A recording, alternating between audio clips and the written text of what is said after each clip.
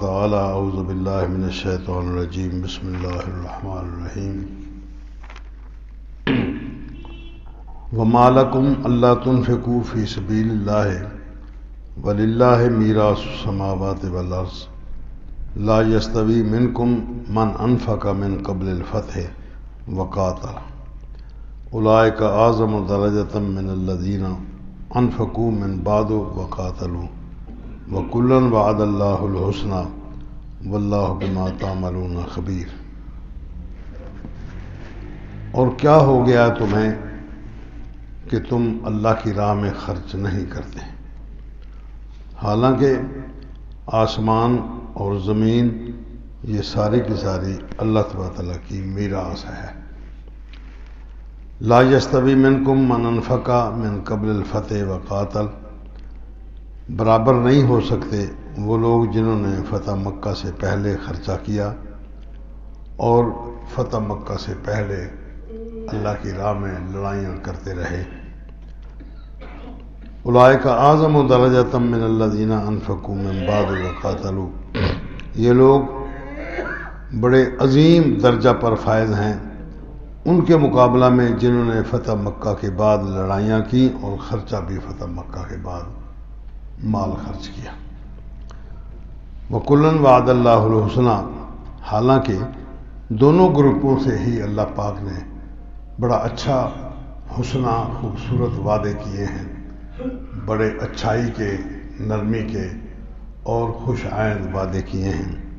وَاللَّهُ بِمَا تَعْمَلُونَ بَصِيرٌ، اللہ تبارک تعالیٰ جو کچھ تم عمل کرتے ہو اس سے خبردار ہے۔ من ذا الذی یقرض اللہ قرضا حسنا فیضاعفہ لہ ولہ اجر کریم، کون ہے جو اللہ تبارک تعالیٰ کو قرضہ دے بطور قرض حسن کے، فیضاعفہ لہ، وہ اس دیے ہوئے قرضے میں اپنی طرف سے بڑھوتری کرتا رہے گا، اضافہ کرتا رہے گا، وَلَهُ أَجْرٌ کریم، اور اس کے لیے اجر ہے بہت معزز، عزت والا، احترام والا۔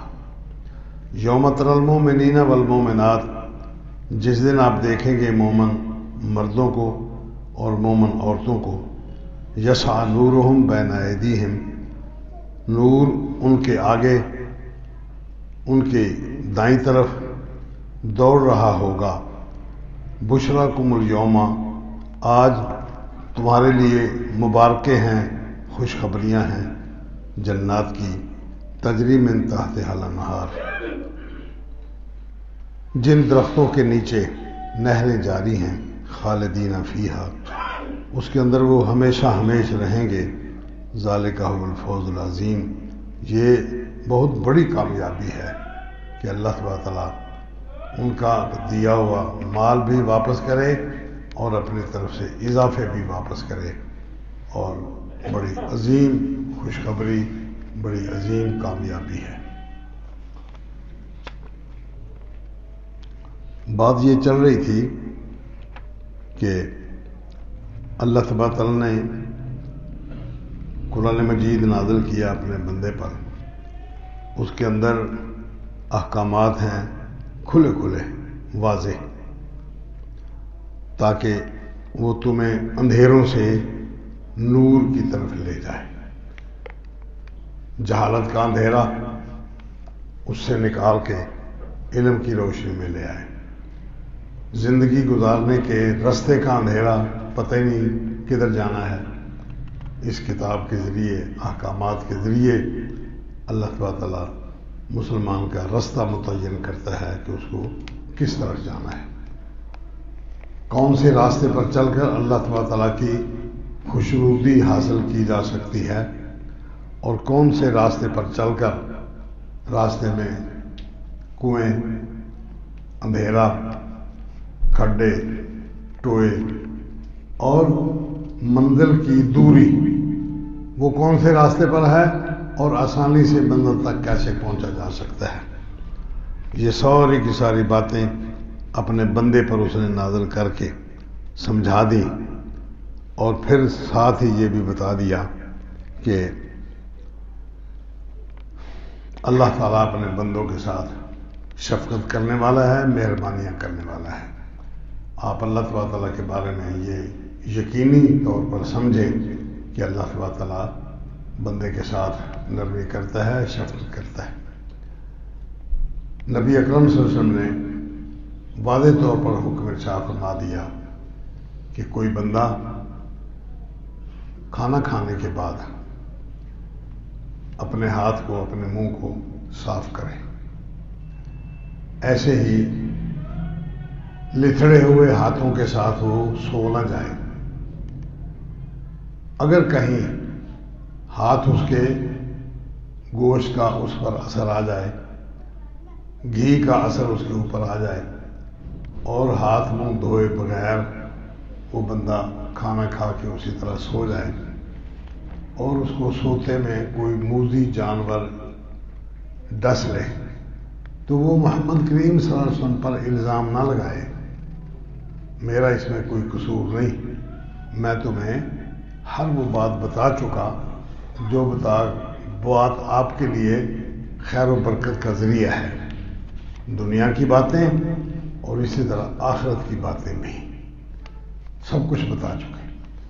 اب جہاں اللہ تبارک تعالیٰ کے دین نے، نبی اکرم صلی اللہ علیہ وسلم نے اللہ تبارک تعالیٰ کی رحمت سے یہ کچھ بتا دیا کہ رات کو سوتے وقت کوئی بندہ اگر اپنی چارپائی وہ مکان کے اوپر چھت پر لے جائے اور چھت کے اوپر منڈیر بنی ہوئی نہ ہو جو اس کو چلتے ہوئے رکاوٹیں پیدا کرے، اس کو گرنے سے بچا سکے، تو وہ محمد کریم صلی اللہ علیہ وسلم پر الزام نہ لگائے۔ میں نے بتا دیا ہے کہ کوئی بندہ چھت پہ سونا چاہتا ہے تو اس کی چھت کی منڈیر اتنی اونچی ہونی چاہیے کہ بندہ اگر سوتے میں اٹھ کے بے خیالی میں چل نکلے تو وہ چھت سے گر نہ جائے۔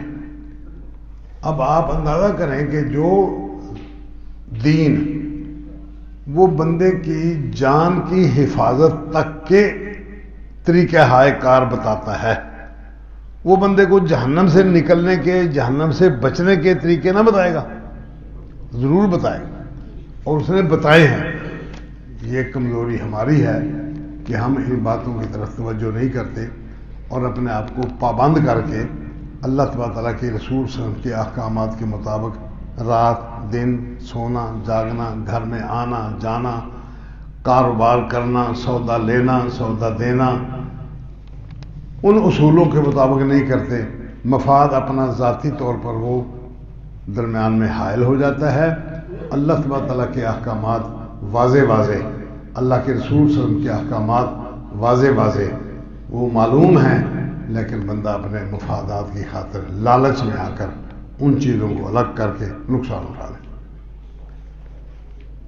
یہاں یہ بات بیان فرمائی، مالکم تمہیں کیا ہو گیا ہے اللہ تنفقوا فی سبیل اللہ، کہ تم اللہ کی راہ میں خرچ نہیں کرتے ہو۔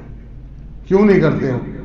کہ کہیں پیچھے خرچہ کم نہ ہو جائے، پیچھے خرچہ کم نہ ہو جائے، بال بچوں کی ضرورتیں یا اپنی ذاتی ضرورتیں عیاشیاں وہ کہیں کم نہ ہو جائیں، ادھر سے بھی ہاتھ پلہ مار لیا ادھر سے بھی ہاتھ پلہ مار لیا، اپنی ذاتی ضرورتوں کو پورا کرنے کے لیے اعلیٰ سے اعلیٰ بہتر سے بہتر مکان بنانے کے لیے بینک سے بھی قرضہ لے لیا، اپنی فصل بھی ساری بچے کے شادی میں جھونک دی اور اس کے بعد پھر مانگنے چل پڑے، پھر فتوے لگانے شروع کر دی کہ یہ دکاندار یہ کھاد بہت مہنگی بیچتا ہے، اتنا پرافٹ لے لیا اس نے، یہ سارا سود لے لیا اس نے، میرے پاس اگر آیا ہے تو وہ سود بن گیا، اگر کسی کے پاس گیا ہے تو ٹھیک کیا اس نے۔ یہ انداز کیوں ہوتا ہے؟ صرف اللہ تعالیٰ کے احکامات، اللہ تعالیٰ کے دین کے احکامات کو پس پشت پھینکنے کا نتیجہ ہے۔ یہاں فرمایا تمہیں کیا ہو گیا کہ تم اللہ کی راہ میں خرچہ نہیں کرتے۔ اللہ اکبر۔ نبی اکرم صلی اللہ علیہ وسلم کو جہاد کے لیے ضرورت تھی، فرمایا لاؤ بھائی، جتنا کچھ کسی کے پاس ہے وہ اپنی ہمت اور بساط کے مطابق لے آئے، ضرورت بتا دی فلاں فلاں ضرورت ہے اس لیے زیادہ سے زیادہ مال چاہیے۔ اللہ اکبر. حضرت ابو بکر صدیق رضی اللہ تعالیٰ عنہ وہ فی الوقت گھر میں جو کچھ موجود تھا وہ سارے کا سارا گٹھڑی میں باندھا اٹھا کے رکھ دیا. حضرت عمر فاروق رضی اللہ تعالیٰ عنہ پہلے سے ہی اس خیال میں تھے کہ حضرت ابو بکر صدیق رضی اللہ تعالیٰ عنہ ہر کام میں بازی لے جاتے ہیں, یہ آگے بڑھ جاتے ہیں. آج دیکھا جائے گا, آج نبی اکرم صلی اللہ علیہ وسلم نے جو اپیل فرمائی ہے بہت زبردست ہے. مال بھی میرے پاس موجود ہے. انہوں نے اپنے گھر میں جتنا مال تھا وہ اٹھایا اور اس کو آدھا آدھا تقسیم کر کے آدھا گٹھڑی میں باندھا نبی صلی اللہ علیہ وسلم کی خدمت میں لے آیا. بقیہ آدھا گھر ضرورت کے لیے چھوڑا ہے. نبی اکرم صلی اللہ علیہ وسلم نے بھی کبھی نہیں پوچھا کہ عمر کتنا لائے ہو, ابو بکر کتنا لائے ہو, فلاں بندہ کتنا لایا ہے, کبھی نہیں پوچھا. اس دن آپ صلی اللہ علیہ وسلم نے پوچھا عمر کیا کچھ لائے ہو, کتنا مال لائے ہو. ضرورت کے پیش نظر آپ صلی اللہ علیہ وسلم کو اس موقع پر اہمیت تھی اس بات کی. حضرت عمر فاروق رضی اللہ تعالیٰ نے کہا جی گھر میں جو کچھ تھا اس میں سے آدھا آدھا بانٹ کے آدھا گھر کے لیے رکھ کے آ گیا ہوں, آدھا آپ کو پیش کر دیا. چلو, اور اپنے دل میں بڑے خوش کہ آج میں نے مار کا سر کر لیا ہے. ابو بکر تشریف لے آئے اور میں ابو بکر کتنا مال لائے ہو کہ جی گھر میں جو کچھ ہے سارا جھاڑو پھیر کے لے کے آ گیا ہوں, اور شام کو جو اللہ تعالیٰ منظور ہے وہ ضرور پوری کرے گا. حضرت عمر فاروق رضی اللہ تعالیٰ عنہ چپ ہو گئے کہ میری بڑے عرصے سے کوشش تھی کہ آج ایک موقع آیا تھا, میں اللہ تعالیٰ کے دین کے لیے, اللہ تعالیٰ کی مخلوق کے لیے اپنی ضرورتوں کو تج کر کے بہت سارا مال لے کر آ گیا ہوں, آدھا مال دے دیا میں نے. ابو بکر صدیق رضی اللہ تعالیٰ کا یہ فیصلہ سننے کے بعد خاموش ہو گئے. نہیں, ابو بکر سے میں نہیں بڑھ سکتا. اب یہ ہے وقت کی ضرورت. نبی اکرم صلی اللہ علیہ وسلم کی اس اپیل پر لوگوں نے بہت کچھ دیا. ایک بندہ اصحاب صفہ میں سے, اس کا گھر کہیں باہر تھا, چند دن کے لیے میں مسلمان ہو کر نبی اکرم صلی اللہ علیہ وسلم کی خدمت میں تھا. وہ اٹھا, اب اپنے پلے تو کچھ ہے نہیں, گیا مزدوری کی, مزدوری کر کے وہ جتنا سامان تھا اس کو ملا. مزدوری کیا تھی؟ ایک یہودی کے باغ میں گیا, اس کو پوچھا مزدوری کرنی ہے کیا پیسے دو گے؟ اس نے کہا یہ بوکا ہے, پانی کھینچو کنویں سے اور اس نالی میں بہا دو, آگے بننا سارا لگا ہوا ہے, فصل کو ٹکا کر دیا گیا ہے, جتنا پانی جائے گا وہ میری فصل میں لگتا جائے گا, آپ جتنا پانی اس میں ڈال سکتے ہیں, ایک بوکے کے مقابلے میں ایک کھجور کا دانہ مزدوری دوں گا. اس نے شروع کر لیا. اس نے 2 بوکے اٹھائے, 10 بوکے اٹھائے, 20 اٹھائے, 100 اٹھائے, جتنی اس کی ہمت تھی وہ کوشش کر کے استعمال اس نے پانی ڈال دیا. ہر دفعہ بوکا کھینچتا اور کھینچنے کے بعد اس سے ایک کھجور وصول کر کے اپنے پاس رکھ لیتا. جب اس کا بک بھر گیا, اب اللہ بہتر ہے وہ 2 کھجوریں تھیں, 10 تھی کہ 100 تھی, 1000 تھی, وہ لے کے نبی صلی اللہ علیہ وسلم کی خدمت میں آ گیا. مسجد میں دیکھے تو کپڑوں کا ڈھیر لگا پڑا ہے, کھجوریں ہیں ایک طرف, ستو ہیں, باقی اسی طرح پنیر ہے, جو کچھ کسی کے پاس تھا, جتنی ہمت تھی, اس لیے کہ ان لوگوں کو ہر طرح کی ضرورت تھی. نبی اکرم صلی اللہ علیہ وسلم نے پوچھا کہ طالب علم تو کہاں سے لایا ہے, تیرا تو گھر نہیں ہے یہاں, تیرے پاس بھی کوئی شے نہیں, مسجد کا مدرسے کا طالب علم ہے. کہتے جی میں مزدوری کی ہے, مزدوری سے مجھے یہ کچھ میسر آیا. اللہ اکبر. آپ صلی اللہ علیہ وسلم نے اپنے دونوں ہاتھوں میں اس کی وہ ساری کھجوریں لے لی اور کھجوریں لے کے اس کو اچھالا. واہ واہ کیا بات ہے. اللہ تبارک تعالیٰ نے بندے کو کتنی ہمت دی ہے. وہ کھجوریں آپ نے اس سارے ڈھیر کے اوپر چھٹا دے دیا کہ جو کچھ کسی نے دیا ہے یہ سب سے زیادہ بھاری چیز ہے، سب سے زیادہ برکت والی چیز ہے. اس وقت اس بندے کی ضرورت اپنی، اس کے حالات اور آگے جہاں خرچہ کرنا ہے اس کے حالات، یہ ساری چیزیں اکٹھی ہو کے وہ واقعتاً کھجوریں سب سے مہنگی کھجوریں تھی اور سب سے زیادہ ضرورت کے موقع پر اللہ تعالیٰ نے اس بندے کو توفیق عنایت فرمائی. اسی لیے قرآن مجید نے ذکر کیا کہ جو لوگ فتح مکہ سے پہلے خرچے کرتے رہے کہ بندے کے پاس کچھ نہ ہوتا تھا. فتح مکہ کے پہلے جنگیں ہوئیں، نتائج نکلے، لوگوں نے خرچے کیے، کچھ فتوحات سے لوگوں کو واپس بھی مل گئی باتیں، جاگیریں بھی بن گئیں. اس محنت کے نتیجے میں مال غنیمت بھی آ گیا، ہاتھ کچھ سوکھا ہو گیا. لیکن اس وقت تنگی کا انداز یہ تھا کہ گھر کا سارا مال اٹھا کے لے آئے، پھر بھی ضرورت پوری نہیں ہوئی. جا کے مزدوری کر کے آیا، اپنے پاس کچھ نہیں رکھا، کھانے پینے کو جو روٹین تھی وہ اسی طرح. کسی نے کوئی خوش لا کے مسجد میں رکھ دیا تو ان میں سے اس بندے نے بھی اٹھا لیا، 2 کھجوریں اٹھائیں، 10 اٹھائیں، دل گزر گیا. یہ تنگی کی یہ کیفیت تھی.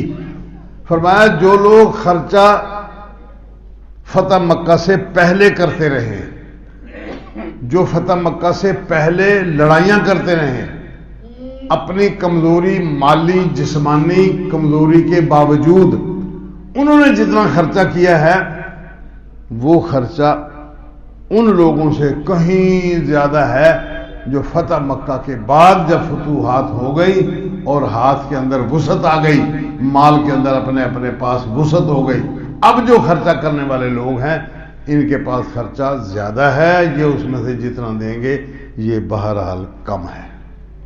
یہ بات حضرت عبداللہ ابن مسعود رضی اللہ تعالیٰ کے سامنے آئی.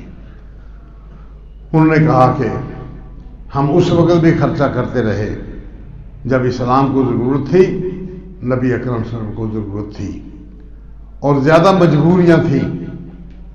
آج جو لوگ خرچہ کر رہے ہیں، فتح مکہ کے بعد یہ بات چلی، آج جو لوگ خرچہ کر رہے ہیں وہ ان لوگوں سے کہیں کم ثواب کے مستحق بنیں گے. انہوں نے جا کر شکوہ کر دیا اللہ کے رسول کے سامنے کہ یا رسول اللہ، آپ لوگ اس طرح کی باتیں کرنے لگے، تقابل کا یہ انداز سوچ رہی ہے.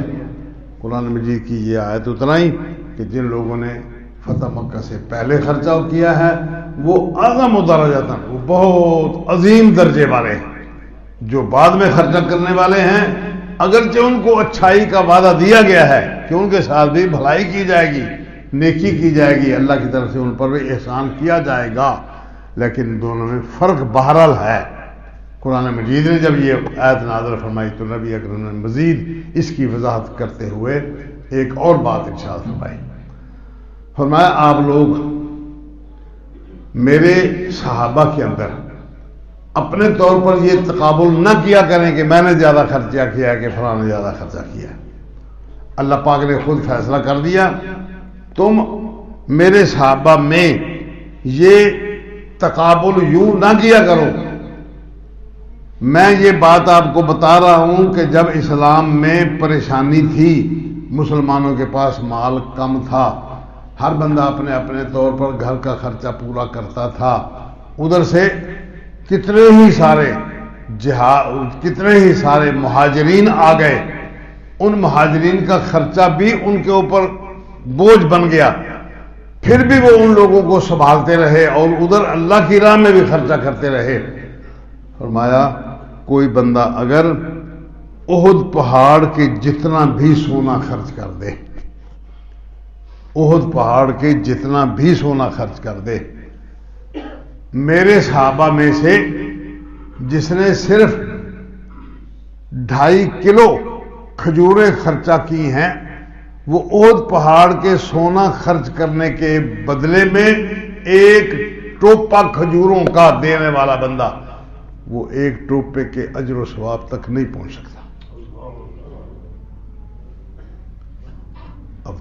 تقابل دیکھیں، ایک طرف احد پہاڑ 3 میل لمبا ہے اور اسی طرح چوڑا ہے، پورے کا پورا احد پہاڑ سونے کا اگر کسی کے پاس آ جائے اور وہ اس کو اٹھا کے خرچہ کر دے اللہ کی راہ میں، اس کا ثواب کم ہے، بلکہ ایک لفظ آگے اور ارشاد فرمایا کہ اس کھجوروں کے ثواب تک نہیں پہنچ سکتا جو 2.5 کلو کا ایک ٹوپا اٹھا کے اس نے خرچہ کر دیا ہے، ولا نصیفہ، بلکہ اس کا نصف حصہ خرچے کرنے والے تک بھی اس کا احد پہاڑ کا ثواب نہیں پہنچ سکتا۔ پورے کا پورا ٹوپا خرچ کرنے والے کا ثواب یا اس سے آدھا خرچ کرنے والے کا ثواب احد پہاڑ اس ثواب تک نہیں پہنچ سکتا۔ اب یہ انداز اللہ پاک نے اختیار فرمایا کہ جتنا جس وقت جو ضرورت ہے اس ضرورت کے مطابق جتنا بندے کے پاس ہمت ہے، استطاعت ہے، پھر یہ نہ دیکھا جائے کہ بعد میں ہم کیا کریں گے۔ جس اللہ نے آپ کو اب دیا ہے وہ پھر بھی دے سکتا ہے، جو آپ کی قسمت میں لکھا ہے وہ بعد میں میسر آ سکتا ہے۔ یہ کوئی فکر کی بات نہیں، بات صرف اللہ تبارک تعالیٰ پر اعتماد کی ہے کہ اللہ پاک نے یہ ارشاد فرمایا کہ وہ اعظم درجاتن، وہ درجے کے اعتبار سے بہت بلندیوں پر ہیں، عظیم لوگ ہیں جنہوں نے فتح مکہ سے پہلے خرچہ کیا، کہ فتح مکہ سے پہلے مسلمان تنگی میں تھے، اپنے منہ سے نوالا نکال کر اللہ کی راہ میں دینے والا بندہ اور اپنے پاس ڈھیروں سامان ہونے کے بعد پھر اللہ کی راہ میں خرچہ کرنے والا بندہ ہے، دونوں برابر نہیں ہو سکتے۔ ان دونوں کے اندر بڑا فرق ہے۔ ضرورت کے مطابق جو خرچہ کیا جائے، جو ضرورت کے مطابق جو کچھ اللہ تبارک تعالیٰ کی راہ میں دیا جائے اس کا پھر بینیفٹ بھی ملے گا، وہ اصل زر بھی واپس ملے گا۔ اس وقت تک وہ کتنا بڑھ چکا ہوگا روز کے حساب سے اگر لگایا جائے تو 10 سال کے بعد سنا ہے کہ بینک والے فکس ڈپازٹ پر وہ ڈبل کر دیتے ہیں۔ 10 لاکھ اگر آج بندے نے دے دیا ہے، بینک میں جمع کرا دیا، بینک اس کو استعمال کرتا رہا، 10 سال کے بعد وہ 20 لاکھ بن جائے گا۔ اللہ تبارک تعالیٰ کے کھاتے وہ بہت وسیع ہیں۔ اللہ تبارک تعالیٰ آسمانوں اور زمینوں کا وارث ہے۔ یہ بات کہہ کر بھی تسلی فرمائی کہ تم گھبراؤ نہیں، یہ مال دنیا کا جتنا بھی کسی کے پاس ہے، زمین ہے، جائیدادیں ہیں، یہ سب اللہ تبارک تعالیٰ کی ملکیت ہیں۔ آج اس نے آپ کو دی ہیں، کل کو کوئی بھی مالک یہاں نہیں بچے گا۔ لمن الملک اليوم، آج بادشاہی کس کی ہے؟ پھر کوئی جواب نہیں ملے گا، خود ہی اللہ فرمائے گا للہ الواحد القہار، اللہ تبارک تعالیٰ کے لیے یہ مالکی اس کی ہے، وہ واحد مالک ہے اور قہار غالب ہے، قاہر ہے، جابر ہے، زبردست طریقے کا مالک ہے۔ وہ دیا ہوا اپنا ہی آپ سے واپس مانگتا ہے، پھر اس پر بڑھوتری کرا کے پھر واپس دے گا۔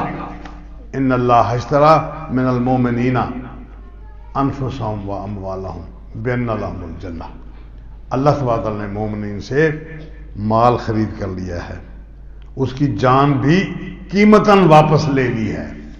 جان کا مالک بھی بندہ خود نہیں، مال کا مالک بھی بندہ خود نہیں، وہ اگر اس کے فرامین کے مطابق اس کو خرچہ کرتا ہے، زمین کو، پیسے کو، دولت کو اللہ کے احکامات کے مطابق خرچہ کرتا ہے تو پھر وہ مستحق ہے اللہ تبارک تعالیٰ سے کچھ لینے کا، اور اگر نہیں تو مال کی اس بندے کی بھی اللہ تبارک تعالیٰ کی ذمہ ہے، اس بندے کی بھی اللہ تعالیٰ کا ذمہ ہے، روزی اس نے اس کو بھی دینی ہے، اس کے معیار کے مطابق دے گا، دیتا ہے، دے رہا ہے، اور روزی اس کو بھی اس کے معیار کے مطابق دینی ہے، دیتا ہے، دے رہا ہے، دیتا رہے گا۔ مال کی اصل اللہ کی ہے۔ اب جو بندہ یہ سمجھ لے، یہ تصور کر لے کہ یہ مال کی اس کی ہے، میرا اس میں کوئی اختیار نہیں، میں اس کو بیچ چکا، میں بیچ چکا، جب تک میری زندگی ہے اس سے فائدہ اٹھاتا رہوں گا، اس کے بعد پھر یہ میری ملکیت نہ اب ہے نہ کل تھی نہ اگلے دن رہے گی، یہ سب کچھ اللہ کا ہے۔ یہ اللہ کی کتنی رحمت ہے۔ آگے فرمایا اعظم و درجاتن، یہ لوگ بہت عظیم درجے کے مالک ہیں ان لوگوں کے مقابلے میں جنہوں نے لڑائیاں کی اور فتح مکہ کے بعد خرچہ کیا کہ اس وقت وسعتیں زیادہ تھیں۔ وَكُلًّا وَعَدَ اللَّهُ الْحُسْنَىٰ، دونوں کے لیے اللہ سبحانہ تعالیٰ نے اچھائی کا وعدہ کیا ہے، ان کو بھی خیر و برکت ملے گی، ان کو بھی خیر و برکت ملے گی، ان کو اتنا ملے گا کہ 2.5 کلو کھجوریں خرچ کرنے والا بندہ وہ جتنے یعنی اللہ تعالیٰ سے ثواب کا مستحق ہے، اس کے بعد خرچ کرنے والا بندہ وہ ایک احد کے پہاڑ جتنا سونا خرچ کر دے تو اس کے آدھے ٹوپے تک بھی اس کا ثواب نہیں پہنچ پاتا۔ یہ اللہ تعالیٰ کی رحمتیں ہیں جو دنیا میں اتنے وسیع سودے کرتا ہے، اتنے وسیع سودے کرتا ہے، جب وہ دینے پر آئے گا، دینے کا وقت آئے گا تو آپ اندازہ کر سکتے ہیں کہ وہ کتنا کچھ دے گا۔ آدھا کلو کھجوریں، 1.25 کلو کھجوریں، وہ احد پہاڑ کے برابر سونا خرچ کرنے والے سے بھی بڑھ جائیں تو آپ اندازہ کریں، اس کا کیلکولیٹ لے، تقسیم کرے کہ ان کی طرف سے دیا گیا آدھا کلو کھجوریں اور اس کی طرف سے دیا گیا ایک پورے کا پورا پہاڑ سونے کا، وہ خرچہ کر دیا جائے تو وہ پہاڑ اتنا زیادہ قیمتی نہیں جتنا قیمتی یہ چیزیں۔ اللہ اکبر۔ اللہ تبارک تعالیٰ جو کچھ تم عمل کرتے ہو اس سے خبردار ہے، پتہ ہے اس کو، بھولتا نہیں، وہ ضائع نہیں کرے گا بعد۔ اگر دنیا میں اتنا دے سکتا ہے تو آخرت میں بھی اس سے زیادہ دے سکتا ہے۔ من ذا الذی یقرض اللہ قرضا حسنا، اب یہ دیکھیں ایک اور انداز ہے، مالک وہ، دیا اس نے، وارث وہ ہے، لوگ چھوڑ کے چلے جائیں گے، وراثت اس کی ہوگی، پھر وہ قرضہ مانگتے ہیں کہ آپ اللہ کی راہ میں جو کچھ خرچہ کریں فی سبیل اللہ، یہ زکوٰۃ کی مد میں بھی فی سبیل اللہ کا یعنی ہے حصہ، اور صدقے خیرات میں بھی فی سبیل اللہ کا حصہ ہے، جو آپ خوشی سے خرچہ کریں، کسی کی ضرورت پوری کریں، وہ بھی اللہ کی راہ میں ہے، جو جہاد کے لیے ضرورت پوری کریں وہ بھی اللہ کی راہ میں ہے، جو نیکی کے کام جس سے اللہ تبارک و تعالیٰ کا دین آگے بڑھ جانے کا امکان ہے، جو کچھ اس پہ خرچہ کیا جائے وہ سارے کا سارا اللہ تبارک و تعالیٰ کی خاطر ہوگا۔ 10 مقامات ہیں جہاں زکوٰۃ خرچ کی جاتی ہے، قرآن مجید 8 مقامات ہیں جہاں زکوٰۃ خرچ کی جاتی ہے، زکوٰۃ فرض، ان مقامات کے علاوہ کسی کو نہیں دی جا سکتی۔ ویسے صدقے خیرات کے طور پر زکوٰۃ میں سے نہیں دیا جا سکتا، وہ اللہ پاک نے کسی کے ثواب دیدی اختیارات نہیں رکھے، سورہ توبہ کے اندر وہ ساری وضاحت کر دی گئی ہے اس بات کی۔ 8 مقامات ہیں جہاں خرچہ کیا جاتا ہے، ان میں بھی فی سبیل اللہ کا الگ سے ایک مد رکھی ہے، اور زکوٰۃ صدقات میں بھی فی سبیل اللہ میں ایک مستقل الگ سے ایک مد رکھی ہے۔ ان دونوں مدات میں جو فرض ہے صدقہ اس میں سے بھی دیا جائے گا، جو نفل صدقہ ہے اس میں سے بھی دیا جائے گا۔ اب یہ بندے کی اپنی ہمت اور بساط ہے کہ وہ جہاں جہاں خرچہ کرنا چاہتا ہے وہ ثواب دیدی اختیارات کے مطابق خرچہ کرے۔ مقام وہی ہیں جہاں خرچہ کیا جانا ہے۔ فی سبیل اللہ کے اندر یہ جنرل قسم کا ایک خرچہ ہے۔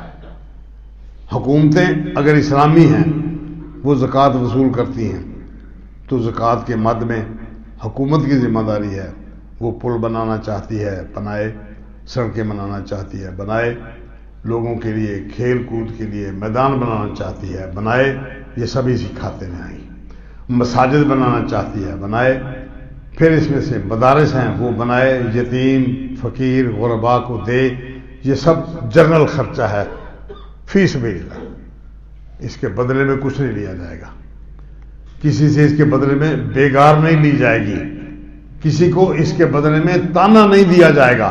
یہ اللہ تبارک تعالیٰ کی مخلوق کا حق ہے اور اس نے اپنا حق وصول کیا ہے. گورنمنٹ دینے کی پابند ہے, ان کی ضرورتیں پورے کرنے کی پابند ہے.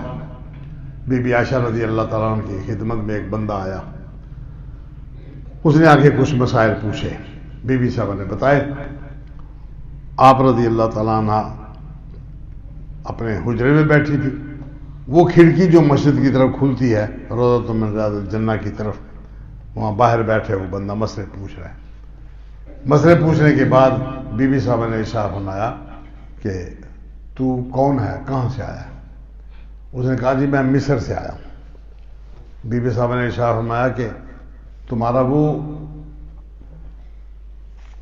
ڈی سی جو تمہارے علاقے کا ذمہ دار افسر ہے وہ کیسا آدمی ہے؟ وہ کہنے لگا جی بہت اچھا آدمی ہے. رعایا میں سے جس کی شادی نہیں ہو پاتی وہ اس کی شادی کرانے کی ذمہ داری قبول کرتا ہے. جس کے پاس سواری نہیں ہوتی اس کو سواری مہیا کرتا ہے. جس کے پاس رہائش کا مکان نہیں وہ اس کو مکان مہیا کرتا ہے. یہ اصل حکومت کی ذمہ داریوں میں شامل ہے. بی بی صاحبہ نے پوچھا کہ مجموعی طور پر اس کے بارے میں کیا تاثر ہے؟ کہنے لگا بہت اچھا تاثر ہے. یہ ساری تفصیل اس نے بتائی. اس کے بعد بی بی صاحبہ نے کہا کہ میرے ساتھ اور میرے بھائی عبد الرحمان کے ساتھ اس کے سیاسی اختلافات ہیں اس بندے کے بارے میں. مجھ پر اس نے یہ ظلم کیا ہے کہ میرے بھائی کو اس نے قتل کروایا اپنی سیاسی مخالفت کی بنیاد پر. پھر بھائی کے جسم کے ٹکڑے کیے, ایک گدھا مارا, اس گدھے کا پیٹ چاک کر کے اس میں سے سب کچھ اندر سے باہر نکال کر بھائی کے لاشے کے ٹکڑے اس کے گدھے کے پیٹ میں رکھے اور اس کو سی دیا. گدھے کو اٹھایا اور جنگل میں پھینک دیا. یہ سیاسی انتقام, سیاسی طور پر اختلاف کا یہ نتیجہ نکلا. مجھے وہ ذاتی طور پر مخالفت کی وجہ سے وہ بندہ اچھا نہیں لگتا, لیکن تو نے جو بات بتائی ہے یہ بڑی خوش آئند بات ہے. آپ جائیں گے, میرا اس کو سلام کہنا اور اس کو مبارکباد دینا کہ تیرے بارے میں یہ تاثر وہاں ہے. میں تجھے مبارکباد دیتی ہوں اور اللہ کے رسول صلی اللہ علیہ وسلم کی حدیث کے مطابق تجھے جنت کی خوشخبری دیتی ہوں کہ تیری رعایا تجھ سے خوش ہے, تو رعایا کی بہت خدمت کر رہا ہے. اب جو بندہ اپنے فرائض منصبی کو اس انداز میں ادا کرتا ہے کہ رعایا اس سے خوش ہے, اللہ تبارک و تعالیٰ کے ہاں وہ گناہ الگ رہے, سیاسی مخالفتیں الگ رہیں, وہ حساب ہوتا رہے گا جیسا بھی ہوگا جب بھی ہوگا. اللہ پاک نے جو فیصلہ کرنا ہے حق کا فیصلہ قیامت والے دن ہو جائے گا. لیکن اللہ کے رسول نے فرمایا کہ جو بندہ اس انداز میں زندگی گزارتا ہے کہ رعایا اس سے خوش ہے اور رعایا کو وہ ان کی بھلائی خیر و برکت کے کام کر کے ان کی خدمت کرتا ہے, اس کو جنت کی خوشخبری دے دو. یہ سب اپنے اپنے مقام پر باتیں. اب یہ حکومت کی ذمہ داریوں میں شامل ہے کہ حکومت رعایا کے لیے کیا کچھ کر سکتی ہے. ہم حکومتوں سے یہ اپیل ہی کر سکتے ہیں, ظلم زیادتی کی اپیل نہیں کر سکتے. ظلم زیادتی پر حکومت پر خوش نہیں ہو سکتے. جو حکومت لوگوں سے, غربا سے ان کے کپڑے بھی اتارنے کے چکر میں ہے, صبح مومن شام کو کافر, صبح کو اچھی شام کو بری, لوگ اس سے نفرت کرتے ہیں. قطعی طور پر اللہ تبارک تعالیٰ کے رسول صلی اللہ علیہ وسلم نے جو خوشخبریاں دی ہیں وہ ان خوشخبریوں کے مستحق نہیں بن سکتے. اگر ایک علاقے کا گورنر یا ایک علاقے کا ڈی سی وہ اس مقام تک پہنچ سکتا ہے اپنے رعایا کے ساتھ بھلائی کر کے, تو وزیر اعظم کیوں نہیں پہنچ سکتا؟ مگر توفیق نہیں ملتی. اللہ تبارک تعالیٰ ان کو سمجھ دے, اپنی آخرت کو سوچیں. دنیا معاملات سارے کے سارے یہیں رہ جائیں گے. آخرت میں کیا جائے گا؟ وہ نیکیاں جو اللہ پاک کے رسول صلی اللہ علیہ وسلم کے حکم کے مطابق کی جائیں. نبی اکرم صلی اللہ علیہ وسلم نے فرمایا جو بندہ فوت ہو جائے وہ اگر مال چھوڑ گیا ہے تو ہمارا اس مال سے کوئی تعلق نہیں، اس کے ورثاء جانے ان کا مال جانے، وہ جو شرعی تقسیم ہے اس تقسیم کے مطابق اپنا حصہ وصول کر لیں۔ لیکن جو بندہ فوت ہو جائے اور پیچھے وہ ایسے بچے، ایسی مستورات، ایسے کمزور لوگ جو ضائع ہو جانے کا جن کے اوپر خطرہ ہے کہ اگر ان کی امداد نہ کی جائے تو وہ ضائع ہو جائیں گے، بچے ہیں ان کی پرورش اچھی نہیں ہو پائے گی، تعلیم صحیح نہیں ہوگی، علاج معالجہ صحیح نہیں ہوگا، ان کے بچے یا وہ مستورات جو مرنے والا پیچھے چھوڑ گیا ہے اور اس کے پاس کوئی مال باقی نہیں بچا، وہ میرے پاس آئیں، میں ان کا ذمہ دار ہوں، میں ان کا ذمہ دار ہوں۔ اس کا مطلب ہے حکومت کی ذمہ داریوں میں یہ بات شامل ہے۔ جو بندہ حکومت کا ذمہ دار ہونے کے بعد وہ ٹیکس تو وصول کرتی ہے حکومت، ان سے جرمانے تو وصول کرتی ہے، زبردستی وصول کرتی ہے، لیکن وہ ان کے حقوق ادا نہیں کرتی۔ نبی اکرم صلی اللہ علیہ وسلم نکلے گھر سے، 3 پرچے آپ کے پاس تھے، فرمایا یہ ایک رجسٹر ہے، اس میں کچھ لوگوں کے نام لکھے ہوئے ہیں، جن جن کے نام اس رجسٹر میں لکھے ہوئے ہیں ان لوگوں کی بخشش نہیں ہو سکتی قطعی طور پر۔ یہ وہ لوگ ہیں جو اللہ تعالیٰ کے ساتھ شریک بنانے والے لوگ ہیں، ان کی بخشش نہیں۔ ان اللہ لا یغفر ان یشرک بہ، اللہ تعالیٰ بالکل نہیں بخشے گا، قطعاً نہیں بخشے گا کہ اس کے ساتھ شریک بنایا جائے، اس کے علاوہ جس کو چاہے بخشے۔ دوسرے نمبر پر یہ رجسٹر ہے، اس کے اندر جن جن لوگوں کے نام آئے ہیں اللہ تبارک تعالیٰ ان کی طرف کوئی خاص دھیان سے، بہت زیادہ بال کی کھال ادھیڑ کے ان کا حساب نہیں لے گا۔ وہ لوگ ہیں جنہوں نے اللہ تبارک و تعالیٰ کے حقوق ادا کرنے تھے اور وہ نہیں کر پائے، اللہ تعالیٰ اس میں رعایت دے گا، اس لیے کہ میں بادشاہ ہوں، ان کے ساتھ بادشاہوں جیسا سلوک کروں گا، عظیم لوگوں کے جیسا سلوک کروں گا۔ تیسرے نمبر پر جس کے نام لکھے ہیں فرمایا میں اللہ ان لوگوں کے ساتھ میرا کوئی تعلق واسطہ نہیں، وہ جانے ان کا کام جانے، جب فیصلہ کر لیں گے میں اس فیصلے پر عمل درآمد کرانے کا پابند ہوں، ان کے اندر دخل اندازی کرنے کا میرا ذمہ نہیں ہے۔ وہ کون لوگ ہیں؟ جن لوگوں نے اپنے ساتھیوں کے، اپنے رشتہ داروں کے، اپنے جیسے دوست احباب کے حقوق ادا نہیں کیے۔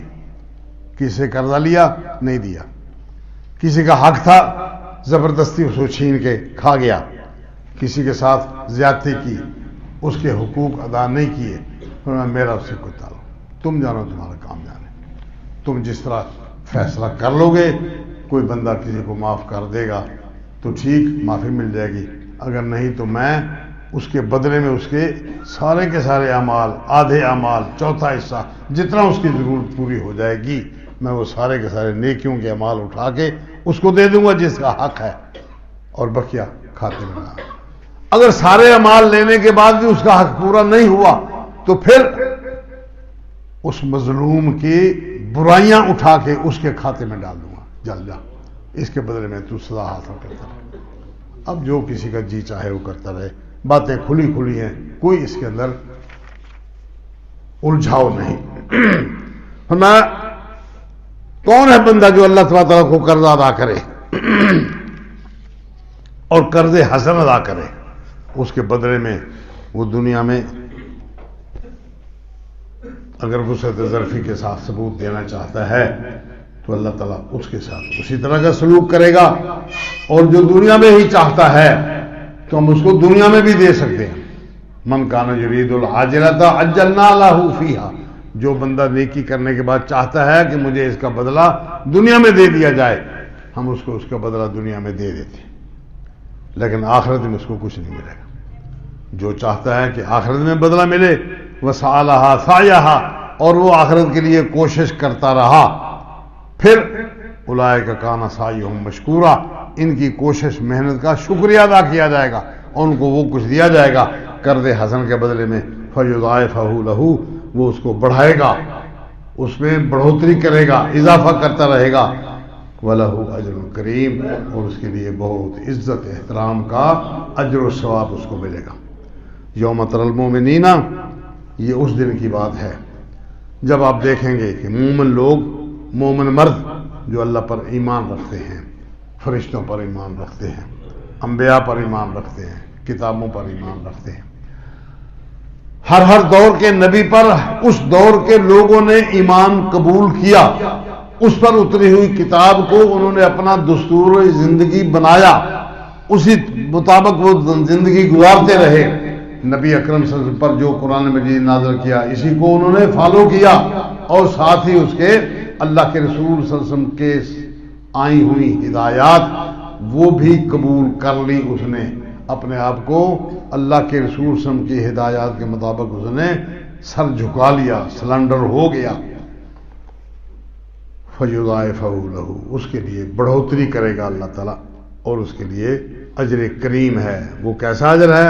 یوم تری المؤمنین والمؤمنات، جس دن اندھیرا گھپ ہوگا، کچھ بھی نظر نہیں آئے گا، لیکن آپ دیکھیں گے ان مومنوں کو جو اللہ کے رسول کے تابع رہے، عورتیں ہوں یا مرد ہوں، یسعی نورہم بین ایدیہم و بایمانہم، ان کا نور جو دنیا میں وہ نور حاصل کر چکے، یہ کتاب اتاری گئی تاکہ لوگوں کو ظلمات سے، اندھیروں سے نور کی طرف لے جائے، وہ دنیا میں اپنے آپ کو اس نور کی طرف لے جاتے رہے، کوشش کرتے رہے کہ آگے اندھیرا ہے، پتہ نہیں یہ مسئلہ حلال ہے یا حرام ہے، یہ چیز میرے لیے جائز ہے یا ناجائز ہے، وہ ناجائز کو پیچھے چھوڑ کر نقصان اٹھاتے رہے اور جائز کی طرف، حلال کی طرف جاتے رہے۔ آج وہی نور ان کے کام آئے گا، نور ان کے دائیں طرف دوڑ رہا ہوگا، ان کے آگے آگے دوڑ رہا ہوگا۔ بشراکم اليوم، اللہ کی طرف سے اس وقت ان لوگوں کے لیے مبارکبادی اور خوشخبری آئے گی۔ وہ کیا؟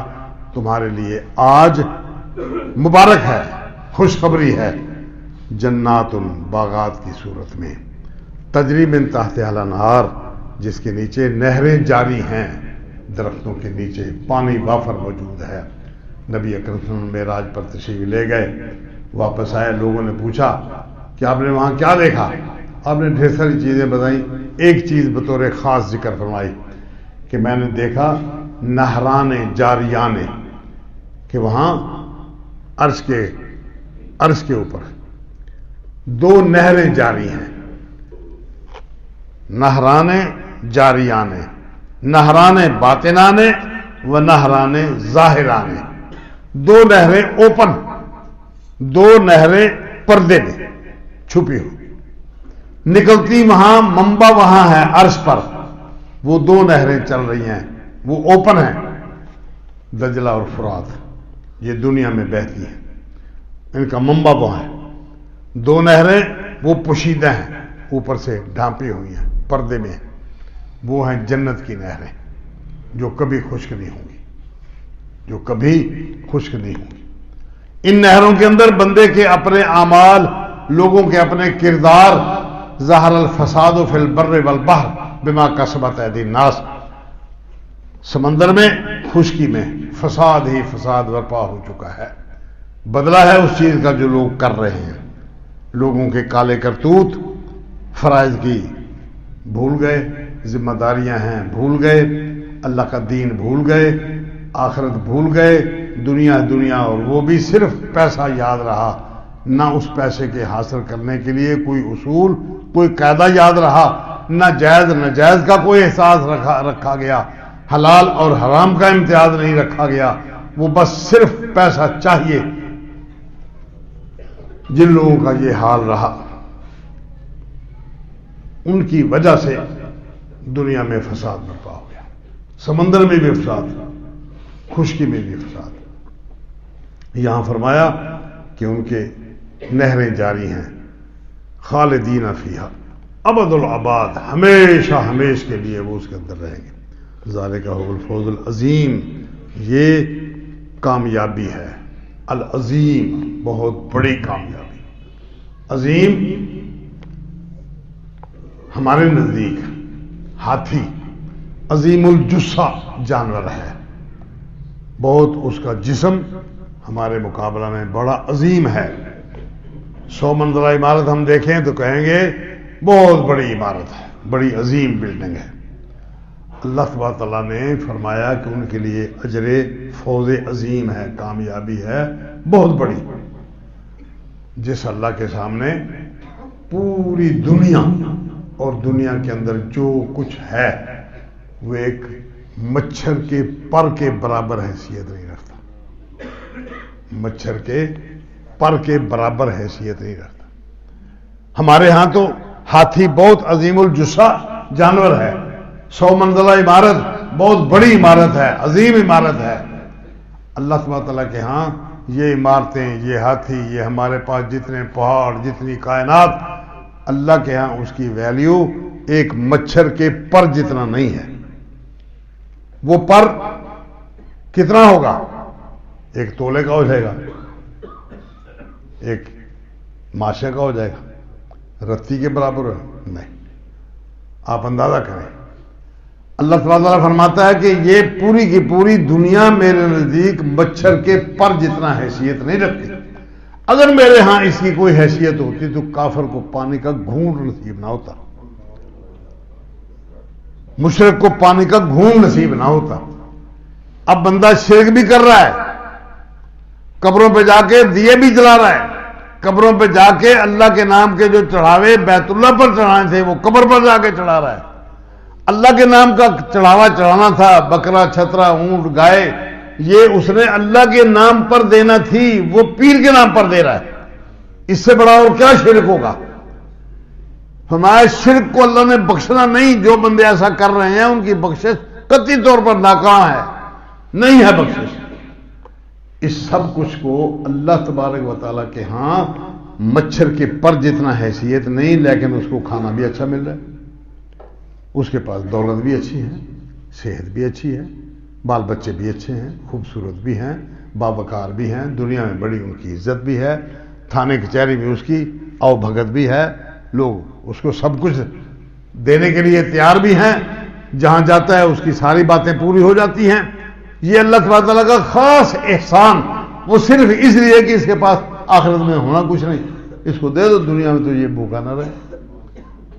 لیکن جو بندہ اپنے آپ میں گھٹ گھٹ کے زندگی بسر کرتا ہے، حلال حرام کا امتیاز کرتا ہے، جائز نجائز کا لحاظ رکھتا ہے، اچھی بری چیز اللہ کے دین کا لحاظ رکھ کے اپنے آپ کو مجبور کر کے اس طرف لے جاتا ہے جہاں اللہ کے رسول کی باتیں، مولویوں کی باتیں نہیں، پیروں فقیروں کی باتیں نہیں، فقہا کی باتیں نہیں، خالصتاً اللہ اس کے رسول کی باتیں۔ جو بندہ اپنے آپ کو مجبور کر کے اپنے بچوں کی روزی تنگ کر کے وہ انہی خطوط پر چلتا ہے جو میری آخرت خراب نہ ہو جائے، اس کے لیے فوز عظیم ہے۔ اب اس اللہ کے پاس جو چیز عظیم ہوگی اس کا آپ اندازہ کریں وہ کتنی عظیم ہوگی۔ جس اللہ کے پاس یہ پوری دنیا مچھر کے پر جتنا حیثیت نہیں رکھتی، وہ کہتا ہے اس کو فوز عظیم ہے، کامیابی ہے بہت بڑی۔ وہ کامیابی، عظیم کامیابی، جو اللہ جس کو عظیم کہتا ہے، آپ کرتے رہیں، کیلکولیٹ لیں اور حساب کتاب کر لیں کہ اللہ کے پاس عظمتیں کتنی ہیں۔ یوم یقول المنافقون، جس دن منافق کہیں گے، والمنافقات، اور وہ مستورات جو منافقت کرتی رہی دنیا میں، للذین آمنوا، ان لوگوں کو جو ایمان لے آئے تھے، انظرونا نقتبس من نورکم، ذرا ٹھہرو، انتظار کرو، ہم تمہارے نور سے کچھ اقتباس لے لیں۔ اقتباس کیا ہوتا ہے؟ کسی چیز میں سے کچھ تھوڑا سا حصہ سائڈ میں کر دیا گیا۔ آپ کا نور ہے، ہمارے پاس نور نہیں، کیونکہ ہمارے پاس ایمان نہیں تھا۔ ہم اللہ اس کے رسول کی باتوں کو صرف اپنے ذاتی ضرورتوں کے لیے، دنیا کی ضرورتوں کے لیے پیش کرتے تھے، ان سے فائدہ اٹھایا ہم نے دنیا کا۔ مومنوں کو جتنے فائدے پہنچے وہ ہم نے حاصل کیے صرف اس لیے کہ ہم نے کلمہ پڑھا تھا۔ عمل اللہ اور اس کے رسول کے ماتحت نہیں کیا، وہ ہم اپنی برادری کے مطابق کرتے رہے۔ وہ اپنے گروہ کے مطابق کرتے رہے، اپنی جماعت کے مطابق رکھا ہم نے. ہماری جماعت کہتی ہے کہ ووٹ فلاں بندے کو دینا ہے. ہم نے نہیں دیکھا کہ وہ بندہ یہ ووٹ دینا جائز بھی ہے یا ناجائز ہے، ہم نے نہیں دیکھا، چونکہ امیر صاحب نے کہا اس لیے ہم نے اس کو ووٹ دینا ہے. میں آپ کو پابند کرتا ہوں کہ آپ ووٹ اس کو دیں جہاں ہمارے امیر صاحب فرماتے ہیں ووٹ اس کو دینا ہے، قطع نظر اس کے وہ بندہ کیا کرتا ہے، کیا کرے گا، یا اسمبلی میں جا کے وہ کیا گول کھلائے گا. ہمارے امیر صاحب نے کہا جو بندہ ایسی زندگی بسر کرتا ہے، اللہ تبارک تعالیٰ کا دین کو پیچھے چھوڑ کر اپنے ذاتی مفادات، جماعتی مفادات، اگر کچھ حاصل کر پایا تو ٹھیک، اگر نہیں تو اس کی اپنی ذاتی ضرورتیں بھلے پوری ہو جائیں پوری کی پوری. وہ لوگ ان کو کہیں گے جو دنیا میں ایماندار تھے ذرا تھوڑا ٹھہرو ہم تمہارے نور سے کچھ حاصل کریں. ان کو کہا جائے گا ارجعو، ذرا واپس جاؤ، وراءکم، اپنے پیچھے جہاں سے تم چھوڑ کر آئے ہو. انہوں نے وہاں سے نور حاصل کیا، تم وہاں سے لے لو. اب وہاں نور کہاں ہوگا؟ وہ تو جس چیز کا حصہ تھا لے کے چلے گئے. جس چیز کا حصہ تھا دنیا میں انہوں نے محنت کی، اپنے آپ کو مجبور کر کے اس نے اللہ تعالیٰ کے دین پر عمل کرنے کی کوشش کی. وہ دنیا میں اتنا مجبور ہو کر بھی کوشش کرتے رہے. آج ان کا بدلہ ہے، فوز عظیم ہے، کامیابی ہے، بہت بڑی کامیابی ہے. اب ان کو کہا جائے گا کہ واپس جاؤ، فَالْتَمِسُوا نُورًا، وہاں سے نور ڈھونڈ کے لاؤ جہاں سے ان لوگوں نے لیا ہے. اب وہاں جائیں گے تو کیا ہے؟ کچھ بھی نہیں، وہ تو لوگ لے کے چلے گئے. اب نور تو وہاں باقی ہے ہی نہیں، وہاں کوئی بانٹا تو نہیں جا رہا تھا. جس بندے نے جتنی محنت کی اس کو اتنا نور مل گیا. جس طرح اس نے اپنے آپ کو دنیا میں مجبور کر کے رکھا اور اللہ کے رسول صلی اللہ علیہ وسلم کے احکامات کے مطابق رہا، اس نے اللہ تبارک تعالیٰ کے مقابلے میں کسی دوسرے کو چڑھاوا نہیں چڑھایا، کسی دوسرے کی قبروں پر جا کے سجدے نہیں کیے، اللہ سے مانگا، پیروں فقیروں سے جا کے، بابا جی سے نہیں مانگا. وہ بابا جی سے مانگتا رہا. ان کو کیا ملے گا؟ نہ آخر دنیا میں پلے کوئی شے تھی، نہ آخرت میں ان کے پلے کوئی شے ہوگی. فَضُرِبَ بَيْنَهُمَا سُورٌ بِسُورٍ لَهُ بَابٌ. اب وہ پیچھے مڑیں گے، فوری طور پر ان کے درمیان ایک دیوار حائل کر دی جائے گی. مومن اپنا نور لے کر آگے بڑھ گئے، منافق نور لینے کے لیے اسے پیچھے مڑ کر دیکھا، دیکھنے کے ساتھ ہی دیوار حائل ہو. اس دیوار میں ایک دروازہ ہے، لہو باب باطنہ فی رحمہ، جو اس دروازے کے اندر کی طرف ہے، جانے والے جس طرح جا رہے ہیں اندر کی طرف، وہاں تو اللہ کی رحمت ہی رحمت ہے، رحمت ہی رحمت، کرم نوازی ہی کرم نوازی. وظاہرہ من قبلہ العذاب، اور اس کے باہر جہاں یہ منافق کھڑے ہیں وہاں اس طرف عذاب ہے. ینادونہم، وہ ان کو آوازیں دیں گے مومنوں کو، اور فلانے تو ہمارے محلے کا تھا، ہمارے پڑوس میں رہتا تھا، ہمارے شہر کا تھا، میری برادری کا تھا، میری جماعت کا تھا، ہم دونوں ایک ہی پیر کے مرید تھے، تو دنیا میں تھا، میں بھی تیرے ساتھ نمازیں پڑھتا رہا، تیرے ساتھ میں نے بھی حج کیا، تیرے ساتھ میں نے بھی عمرہ کیا، میں نے بھی خرچہ کیا، فلان جگہ خرچہ کیا. اللہ اکبر. الم نکم معکم، کیا ہم تمہارے ساتھی نہ تھے؟ تمہاری مسجد میں نمازیں نہیں پڑھتے تھے؟ تمہارے محلے میں نہیں رہتے تھے؟ تمہاری دکان کے ساتھ ہماری دکان نہیں تھی؟ قالوا بلا، وہ کہیں گے ہاں جی بالکل سی، تم ہمارے ساتھ نمازیں پڑھتے. وَلَكِنَّكُمْ فَتَنْتُمْ أَنفُسَكُمْ، لیکن تم نے اپنے آپ کو فتنے میں مبتلا کر لیا.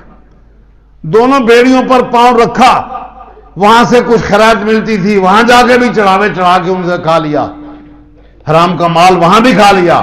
اللہ کے رسول صلی اللہ علیہ وسلم نے کبھی کسی مردے پر نہ تو چھوٹے موٹے کوئی عمل کیے جو آج کیے جا رہے ہیں، نہ بڑی بڑی دیگیں پکائیں جو آپ پکائی جا رہی ہیں. جو ضرورت ہے اس کو پورا کیا.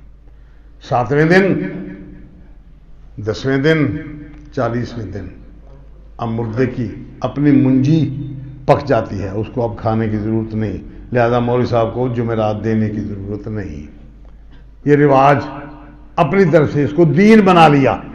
ملا جی نے کہہ لیا کہ یہ بڑی برکتوں والی کام، بڑی برکتوں والا کام ہے، جمعرات کو ملا جی کی ہر روٹی پہچانی ہے، 40 دن تک پہنچانی ہے، اس کے بعد مردوں کو ضرورت نہیں رہتی. یہ سب دین بنا کے پیش کر دیا. تم نے وہ دین قبول کیا، برادری کا دین قبول کیا، علاقے اور وسیب کا دین قبول کیا، اپنی جماعت کا وہ دین قبول کیا، اللہ کے رسول کی بات نہیں مانی، اپنے ملا جی کی پیر فقیر کی بات مانی، اس کے پیچھے چلتے رہے. تم اپنے آپ کو فتنے میں مبتلا کر چکے. وَتَرَبَّصْتُمْ، تم انتظار کرتے رہے کہ یہ بندہ اتنی بڑی مخلوق میں سے، برادری میں سے مخالفت کر کے الگ ہو گیا. وَارْتَبْتُمْ، اور تم نے اللہ کے احکامات اور اس کے رسول کے احکامات میں شک و شبہ میں مبتلا ہوتے رہے. وَغَرَّتْكُمُ الْأَمَانِيُّ، اور تمہاری خواہشات، دل کی امنگیں، آرزوئیں، دل کی چاہت، اس نے تمہیں دھوکے میں رکھا. حتیٰ جاء امر اللہ، حتیٰ کہ اللہ تعالیٰ کا حکم موت کا آ گیا، موت تک تم اسی کھاتے میں رہے. ہاں، جو بندہ موت سے پہلے توبہ کر لے. الا من تاب وآمن وعمل عملا صالحا، جو ایمان لے آیا. اس کا مطلب ہے کہ یہ ایمان والی چیزیں نہیں ہیں جو اللہ اور اس کے رسول کی مخالفت میں دین بنا کے پیش کیا گیا، یہ ایمان والی چیزیں نہیں ہیں. ہاں، جو بندہ ان سے باز آ گیا، توبہ کر لی، پھر واپس آ گیا، وعمل عملا صالحا، اس نے پھر نیکیاں شروع کر دی زندگی کے اندر ہی. وہ کیا ہے؟ فرمایا اولئکا، یہ ایسے لوگ ہیں، ان لوگوں کو اللہ تبارک تعالیٰ ان کے گناہوں کو نیکیوں میں بدل دیتا ہے. ان نے جو نیکیاں نہیں کی وہ نیکیاں لکھ دیتا ہے. کیوں کہ آج سے 10 سال پہلے اگر اس کو مسئلے کا پتہ چل جاتا تو یہ 10 سال سے ہی نمازیں پڑھتا، روزے رکھتا، خیرات کرتا، اللہ کے دین کے مطابق زندگی بسر کرتا. آج یہ کر رہا ہے، چلو لکھو، فرشتوں کو حکم دے دے، لکھو اس کے ساری نیکیاں لکھ دو، جو اس کو آج تک پتہ نہیں. وَارْتَبْتُمْ، تم نے انتظار کیا. وَتَرَبَّصْتُمْ، تم نے شک و شبہ کیا اللہ کے دین کے بارے میں عمل کرنے میں. اور تم غرتکم الامانی، تمہاری امنگیں، امانی خواہشات، وہ تمہیں شک و شبہ دھوکے میں ڈال دیا. لیسا بِأَمَانِيِّكُمْ وَلَا أَمَانِيِّ أَهْلِ الْكِتَابِ، نہ تمہاری امنگیں پوری ہو سکتی ہیں، نہ اہل کتاب یہود و نصارہ کی امنگیں پوری ہو سکتی ہیں. من عمل صالحا یجزا بہ، جو بندہ نیکی کرے گا وہ وہاں آئے گا، اس کو ہم بدلہ دیں گے. ومن عمل سوءا، جو بندہ برا عمل کرے گا یجزا بہ، اس کو مار پڑے ہی پڑے. شرط یہ ہے کہ وہ شرک سے توبہ نہیں کر پایا، گناہوں سے معافی نہیں مانگ سکا، اللہ تعالیٰ کے دین پر نہیں آ سکا، اللہ کے رسول، اس کے احکامات، اس کے عمل، اس کو اپنی زندگی کا حصہ نہیں بنا سکا. ان کو یجزا بہی، اس کو جزا دی جائے گی. کیسی جزا دی جائے گی؟ اب برائی کا بدلہ نیکی تو نہیں ہو سکتی. حتیٰ جاء امر اللہ، حتیٰ کہ اللہ تعالیٰ کا حکم آ گیا. وغرکم باللہ الغرور، تم اسی طرح اللہ کے بارے میں دھوکے میں ہی رہے، غرور میں رہے، دھوکے میں. غرور ایک ہوتا ہے عربی کا، اس کا معنی ہوتا ہے تکبر. ایک ہوتا ہے اردو کا، اس کا معنی ہوتا ہے تکبر. غرور کرتا ہے یہ بندہ، تکبر کرتا ہے. یہ وہ غرور نہیں، یہ غرور ہے عربی کا. غرتکم الامانی، تمہاری اپنی خواہشات نے تمہیں دھوکے میں رکھا کہ یہاں فائدہ ہے، یہاں فائدہ ہے، یہ پیر صاحب بہت کرنے والے ہیں، یہ مزار بڑا کرنے والا ہے، اس پہ جو جائے وہ مراد پوری ہو جاتی. تم مرادیں پوری کرتے رہے. اللہ تبارک تعالیٰ کے بارے میں تمہیں تمہاری امنگوں آرزوں میں دھوکے میں رکھا. فَالْيَوْمَ لَا يُؤْخَذُ مِنْكُمْ فِدْيَةٌ، آج کے دن تم سے کوئی بدلہ فدیہ نہیں لیا جائے گا کہ جو کچھ میں کر چکا ہوں یہ لے، میری ساری زمین، میرا کارخانے، میری دکانیں، میرے مال، میری جان، ہر شے اللہ میں تجھے دے دی ہے، آج دے رہا ہوں تجھے، تو مجھے بخش دے، معاف کر. فرمایا نہیں، لا یؤخذ منہم فدیۃ، فدیہ نہیں لیا جائے گا. ولا من الذین کفروا، نہ ان لوگوں سے، منافقین سے بھی نہیں لیا جائے گا، اور نہ کافروں سے فدیہ لیا جائے گا. ماواکم النار، تمہاری ٹھکانہ آگ ہے. وہی مولاکم، وہی تمہاری سرپرستی کرے گی، جہنم ہی تمہیں پالے گی، پوسے گی، وہاں تم رہو گے، سکون سے رہو یا دکھ سے رہو. وبئس المصیر، اور وہ واپس لوٹنے کی بہت بری ٹھکانہ ہے، بہت بری جگہ ہے. جو بندہ وہاں چلا جائے گا۔ اللہ پاک مجھے اور آپ کو اپنے دین کی سمجھ عطا فرمائے، اس کے مطابق عمل کی توفیق اور جرأت عنایت کرے۔ اقول قولی ھذا وآخر دعوانا الحمدللہ رب العالمین۔